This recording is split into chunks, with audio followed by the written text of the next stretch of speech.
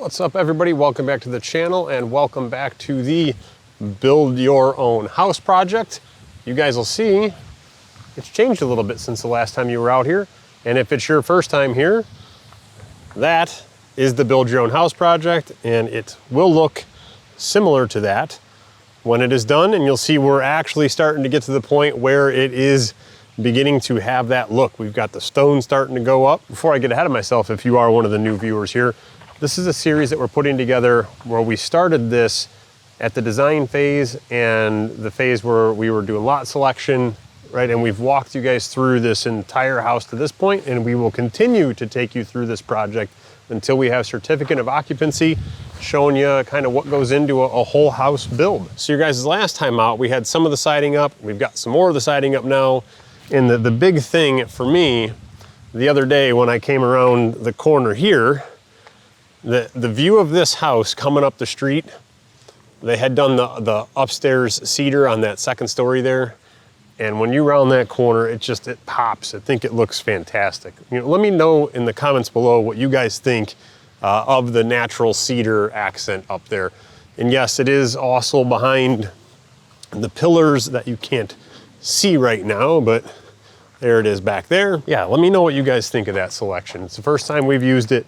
I think it looks super, super sharp. And another update from last time out, we've got some stone going up. You guys will see there. And then we've got the limestone sill that's in line with the top of the garage there. And then everywhere over here, right, that's gonna get stone. We stone the exposed concrete here. This whole front will be underneath the slab. That'll all be stone. That way you're not just seeing concrete. Stone, stone, stone up there. That whole column will be stone. That's gonna be stone. And you guys will notice that, what the heck? Oh, there's a little baby deer. I don't think you'll be able to see her, but straight down the road there, little baby.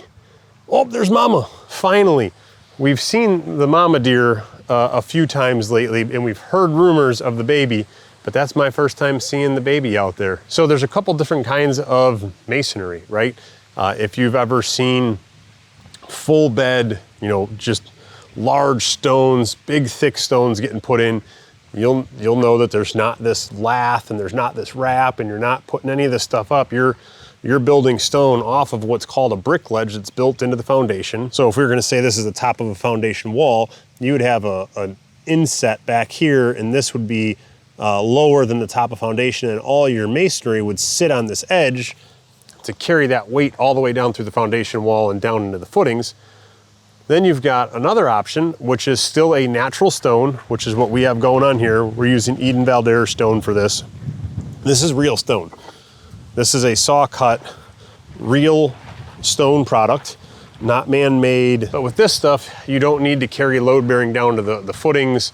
You don't need to have your brick ledge. So a lot of times, if we're not doing a ton of masonry on a home and we're just wrapping some columns and doing just a partial facade on the garage, we'll elect to use this product, which for us it's a little bit more expensive than a full bed masonry. The cornerstones are the expensive part of doing it this way. The flats, like those, are more economical.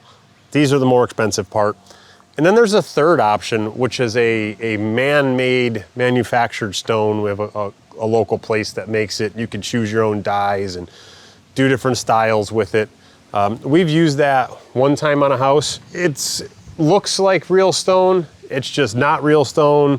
And we've decided that we'll stick with either doing full bed masonry like we did on that one. So that one, all that stone you see, that is 3 to 5 inch thick stone, heavy as could be, carried down through brick ledge and down through the foundation and into the footings. Or we will do natural saw cut stone veneer like we're doing here.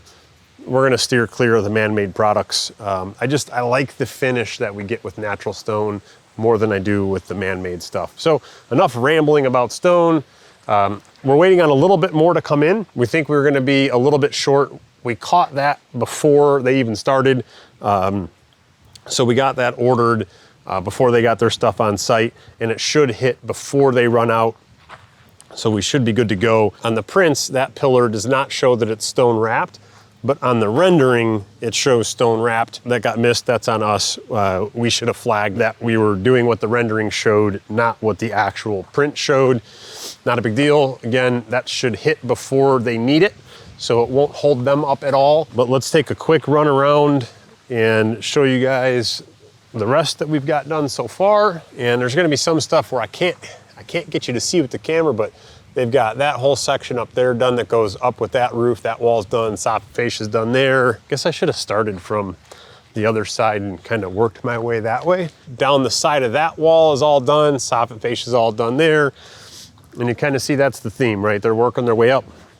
They get the siding done in one section, and then they do the soffit and fascia in that section. That way they only have to set up their jacks once. They're not having to move equipment around the job site twice. Right? It's just more efficient that way. I think you guys have seen this side done. Oh, we have air conditioners. And they're running, which is good. I don't know if the lighting's gonna be that great back here today because the way the sun is, and this thing's just gonna kind of look like a black blob right now. But they've got the whole back done today, soffit fascia done on this side. And then they've really only got south side of the house and that little bump out that you saw while we were on the front to do, and then they will be done. So they're thinking they're gonna be done this week, which would be awesome. And then we can get our gutters in next week. Here's that side. So you see they've just got to get that section done. So they'll move their jacks tomorrow over here. They'll get that done, and then they have to wrap that corner and finish the front of that. And the reason they couldn't finish the front before doing the side, since we're starting down here and working up, you want the siding to line up perfectly from this side of the house around the front of the house. You don't want to have mismatch. Wouldn't look good. So that is why they're going in the order that they are, and it makes perfect sense. So what do you guys think about the color overall on this iron ore? You know, it's a bigger house with some big walls, and it can look a little dark when you're in the shade, but I freaking love it. I'm biased because I picked it, but I love it. And sometimes I pick things and I don't love it. And I admit it, and I learned from it, like, I don't love the garage doors in this house. I don't know if I've told you guys that before, but I'm not in love with them. I kind of wish I would have did the side glass. So instead of the glass up there, I wish I would have did the glass down there, and then the glass down the right on that one, and kept the rest of the panels solid.